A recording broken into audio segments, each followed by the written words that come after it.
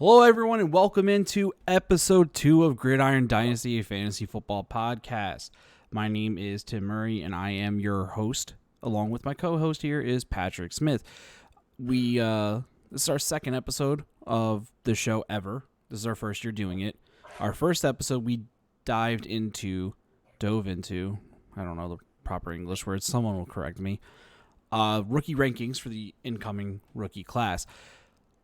We have a very heavy emphasis on dynasty leagues in this podcast. That is going to be our main focus. So the purpose of this episode is to announce something big. Pat and I created a league for us to go through and follow throughout the season.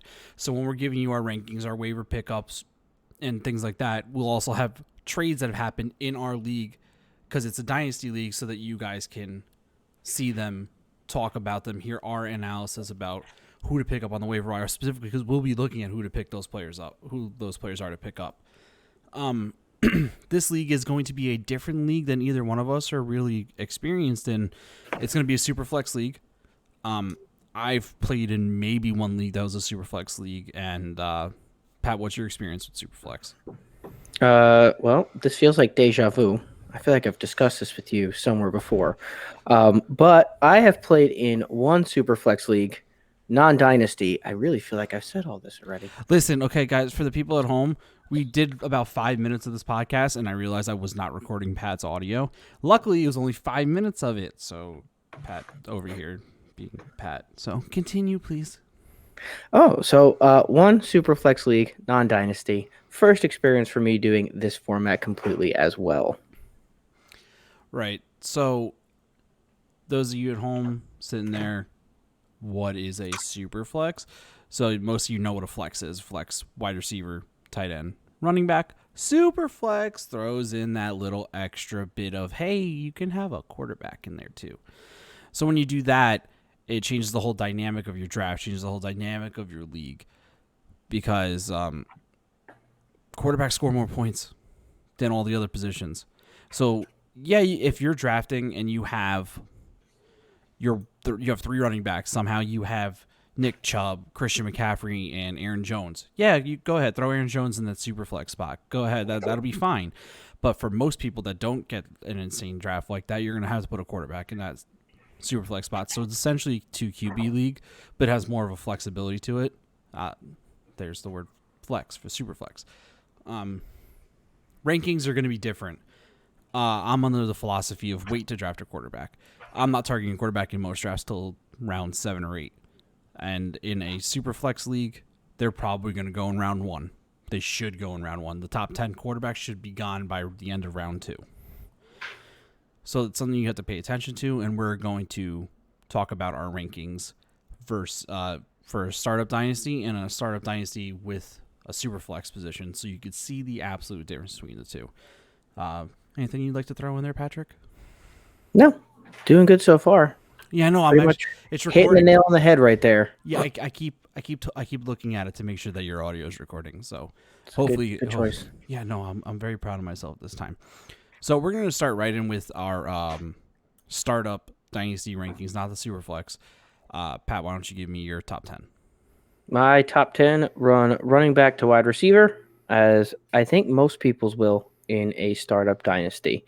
I have CMC, I have Kamara, Mr. Taylor of the Indianapolis Colts, Dalvin Cook, Saquon Barkley. Then I hit the wide receivers, Tyreek Hill, Justin Jefferson, A.J. Brown, and then I have Nick Chubb and Devontae Adams round out my top 10 of a startup dynasty. Right. And mine, the consensus number 1 is Christian McCaffrey. He's my number 1. But then after that, Pat and I have it's the same players essentially. He has A.J. Brown in his top 10. I have Stephon Diggs in my top 10. So I got CMC, Dalvin Cook, Saquon Barkley, Alvin Kamara, Jonathan Taylor, Tyreek Hill, Stephon Diggs, Devontae Adams, Justin Jefferson, and Nick Chubb.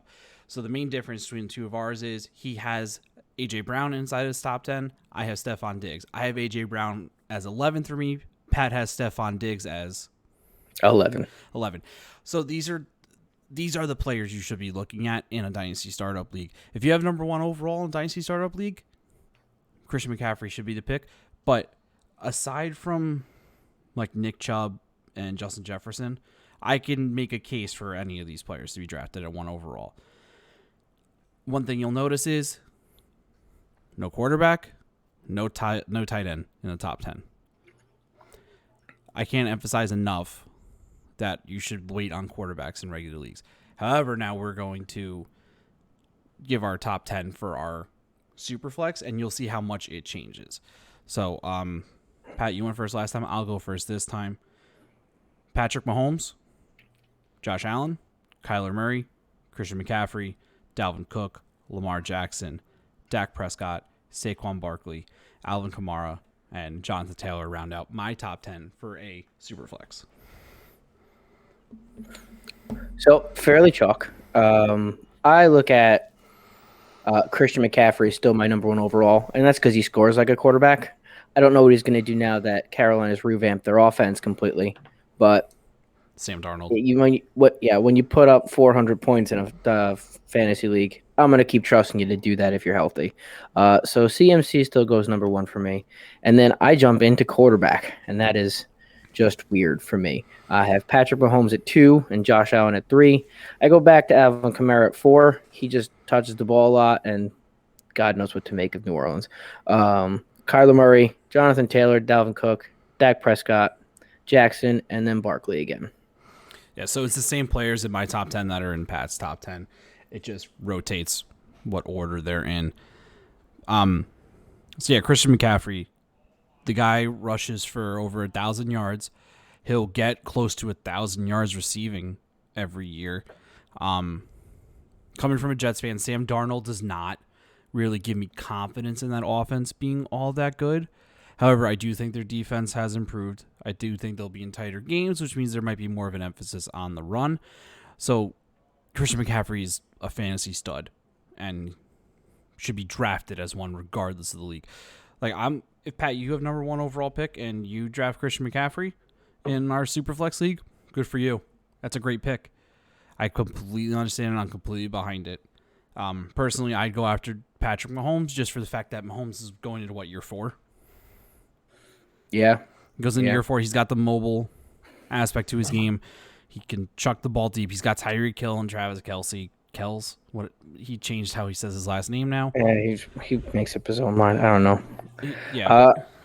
Just as a note, ranking wise, I have CMC number 1. If I'm picking number 1, I'm probably taking Mahomes anyway. And the biggest reason for that is, and this is part of draft strategy, coming around, you don't pick again for another 23 picks. Right. You better have something ready, and quarterbacks are going to go, as you said correctly, in those first 2 rounds. So you got to grab one probably fairly early. So do I think CMC maybe outscores a bunch of quarterbacks? Yeah. Am I going to not take one and watch 12 of them go off the board in front of me and then have number 13 as my number 1? Probably not. Yeah, so then you'd be looking at reaching for someone that you hope has a high enough ceiling that you could take at 13, which in my opinion right now would be Carson Wentz at 13. If he's healthy, he has the weapons around him in Indianapolis, a new offense, a new look. He'd be the person I'd be looking to go for, but that's not confident for me to have a quarterback as my number 1 quarterback as Carson Wentz. Absolutely not. I'm with you on that. If I'm in the top 5 picks, I'm going quarterback. And I think that's just the way to go. That. Because those top 5 quarterbacks, Mahomes, Allen, Kyler, Lamar, and Dak, those are the top 5. After that, it gets a little hazy who you're going to take because at number 6 for the season, it's probably going to be Aaron Rodgers. Aaron Rodgers in a Dynasty league, though, he's got 1 more year in Green Bay and then probably another year or 2 somewhere else. You have no idea what he's going to play like. Because Drew Brees had a level of consistency up until last season where he kind of fell off a cliff for his fantasy production. Whole team fell off a cliff. Except for Kamara. Kamara. He is the cliff. Yeah, exactly. In that Christmas game where he put up those 6 touchdowns. Woof. Sorry, Berman. Thanks, Merrill. But yeah, no. So hear that a lot on this podcast. Yeah, but yeah, no. And I can make a case for taking Josh Allen at number 1, and that's about it. Mahomes and Josh Allen for me. Kyler Murray hasn't shown me enough to garner the number 1 pick. It's between Josh Allen and Patrick Mahomes, and Josh Allen because he is their quarterback and their running back. When they get down into the within the 5-yard line, and they're going to get a rushing touchdown, it's going to be Josh Allen, not Patrick Mahomes. But you get what What I'm if it's saying. both of them? Patrick Mahomes rushes the ball in too, just not for Buffalo. Josh Allen, hand off to Patrick Mahomes. What? It's a new strategy. That's the worst. Their team's going to use a Superflex. Oh, could you imagine? Like a Wildcat offense. The Ravens already do that. Let's calm down. We don't need to watch that again. No, they run. Oh, God. The Ravens run 2 running backs. They don't run The 2 NFL quarterbacks. triple option. You ever seen that before?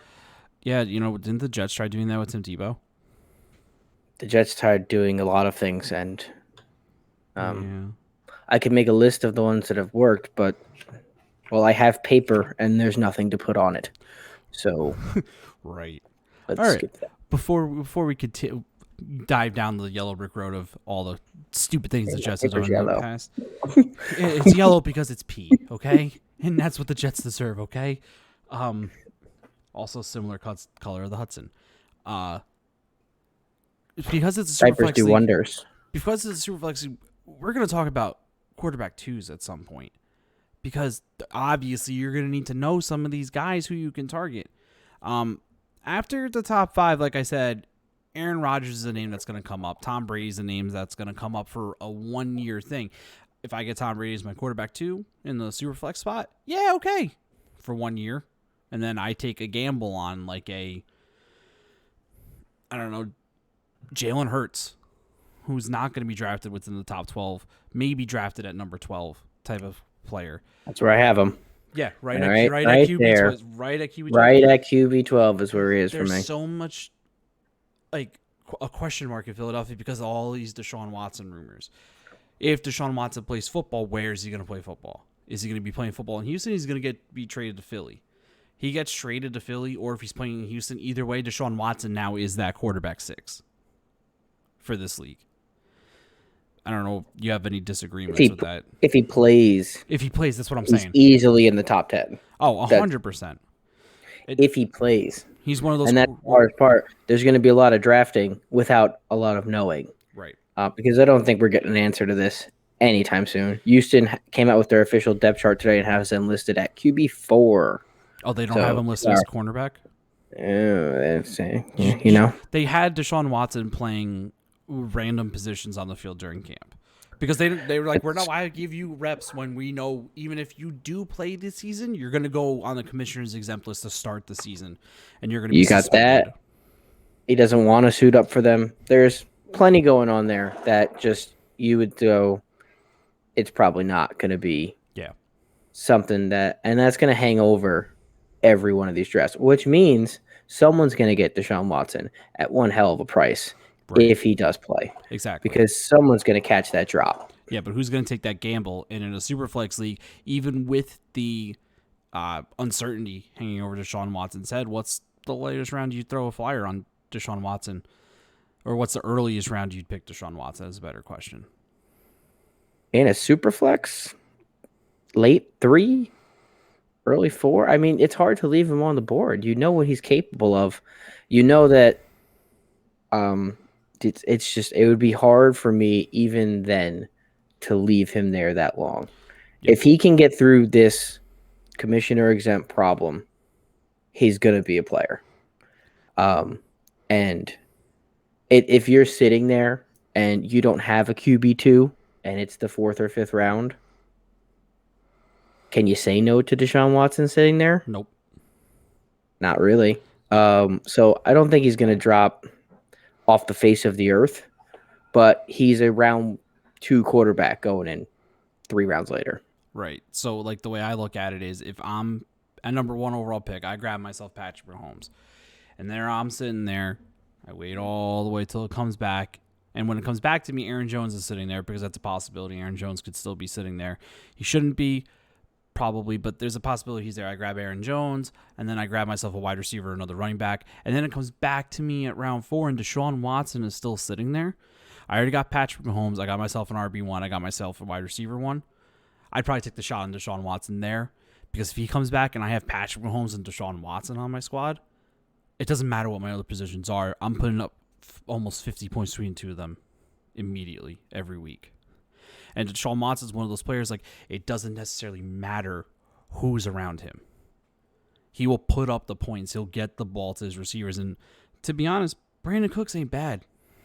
Brandon Cooks still in Houston. He'd still be the number one wide receiver. He goes to Philly. They just drafted Devontae Smith. Devontae Smith, who's already hurt. Yeah, that's true. But it's Philly. Their wide receivers get hurt. So it's just one of those things like I take a flyer on Deshaun Watson. I wouldn't draft him before round 4, though, because there's too much uncertainty for that position. Unless everything is sorted out before your draft. No. Right. Yeah, I don't think you can. Which I don't think it's going to be sorted out anytime soon. It's not going to be sorted out for quite some time. Who would you be targeting for your second quarterback? It's got to come down to when you're drafting for me. It's got to come down to who you can put in your regular spots ahead of that. For me, you got to think. I mean, I don't even like quarterback ones. It's hard. I'm thinking you're going to have your rookies go before your high-end quarterbacks. So maybe as a QB2, like a Matt Ryan type person. Right. Someone who can put up points, who the team doesn't really run the ball all that often. And you can go from there. That would be maybe a Sam Darnold with some upside. Something like that. Yeah, so for me, one of the people that I'm most intrigued about to attack for my QB2 is Ryan Fitzpatrick. See, the way I'm going to look at it is in a Superflex league, I'm not necessarily going to be drafted my quarterback 2 as a guy that I'm going to be looking for my whole future with. For this year, grab myself a guy that's going to put up points week in, week out, and Ryan Fitzpatrick is that guy. He has no competition in Washington. He doesn't have a looming rookie hanging over his head like he did last year in Miami. And plus, argument could be said that Terry McLaurin is the best wide receiver he's thrown to since he was playing with Mike Evans and Chris Godwin down in Tampa. And they have a stellar defense in Washington. They have in my opinion, a guy who's going to jump into that top 6 range for running backs this year, Antonio Gibson. It just makes all the sense in the world. And you don't have to draft Ryan Fitzpatrick early, especially in Dynasty League because of his age. You can grab him in like the double-digit rounds probably. And still I feel comfortable with him at my Superflex. No, I would definitely agree with that. I mean, you can put, if you're looking, and like late steals, New Orleans quarterback. If you can figure who that's going to be before your draft, Winston or Hill, they have the opportunity to put up points that you don't really know about. You know that Michael Thomas is going to come back. He's going to want the ball. Yep. He runs short routes. No matter who it is, they can get him the ball. You dump off to Kamara. So, I mean, that is a position where if you're trying to load up on everything else, you can grab that second QB a little bit later than you maybe should or really have to. Yeah, the thing I will emphasize when you're looking at a quarterback is who has that X factor that can get me over the hump. And one of those things to look at is their rushing ability. So, like I brought up Jalen Hurts earlier. Jalen Hurts might not light up the passing game, but he's going to run the football. He's going to run the football pretty well, so he's going to give you a better floor than some of these other quarterbacks will. Same thing with like a Ryan Tannehill. Ryan Tannehill runs the ball fairly decently in Tennessee, and so if you target him as your quarterback 1, that's not a terrible quarterback 1 to have, especially with the weapons he has. But another quarterback 2 that I target in a later round would be Patrick's quarterback, Matthew Stafford. The dude throws for 4,000 yards in his sleep. He's going to throw for all those yards and then some in LA, and he's going to throw touchdowns. He's probably going to put up over 30 touchdowns, over 4,000 yards, maintaining he stays healthy.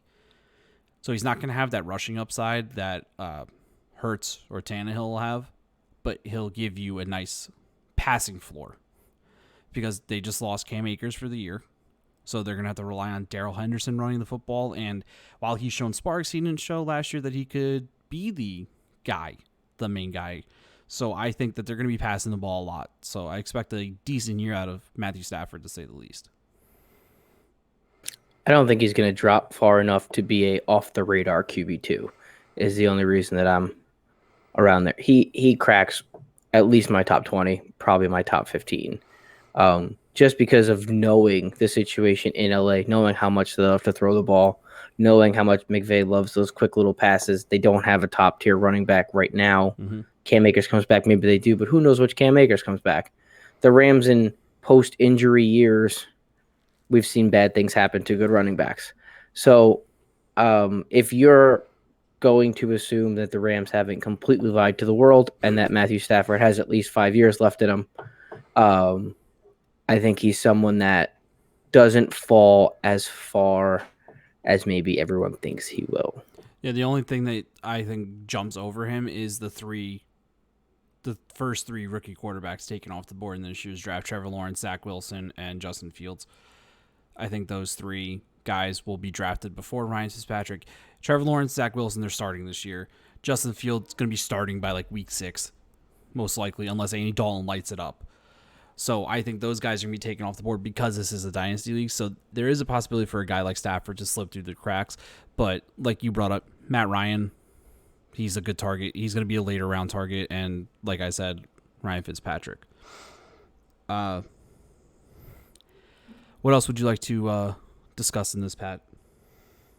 I think that's going to cover for this one. Let's keep it short. That way the people can actually listen to it, learn what they're drafting for, and get ready for our draft on what appears to be the final Wednesday of August. Yeah. Because the voting is speaking, and me randomly picking a date is winning. Yeah, it's just a good date, random Wednesday in August, Who can beat random Wednesdays? All right, so this is significantly shorter than our last episode. Our last episode, we pushed, 2 hours? Yeah, and then kept pushing. And we're sitting at 22 minutes right now. So I'm just going to, if you guys have any questions, go ahead and leave a comment on the YouTube. We'll answer it. We'll address it in our next episode. If we have enough questions, we'll have a mail segment where we'll address your questions and go over it. And so when it comes to fantasy football, there's no such thing as a stupid question unless your name is Matt Berman. Then most of the stuff is going to be stupid. So, like Pat said, that'll do it for this episode. Stay tuned. We'll have another episode out, hopefully before we do our draft. Sooner. Yes, sooner. Well, so our draft is set for August 25th, as Pat said. That's the last Wednesday in August.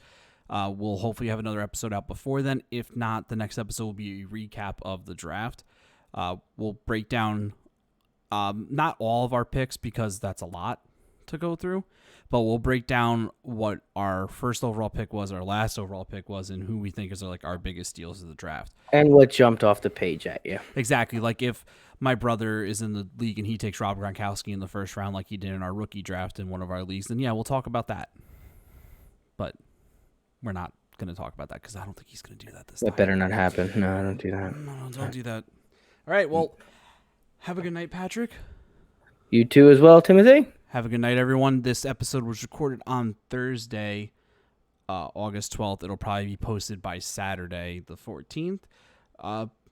Leave a like, drop a comment, tell us you love us, tell us you hate us, just tell us something. All right, peace out.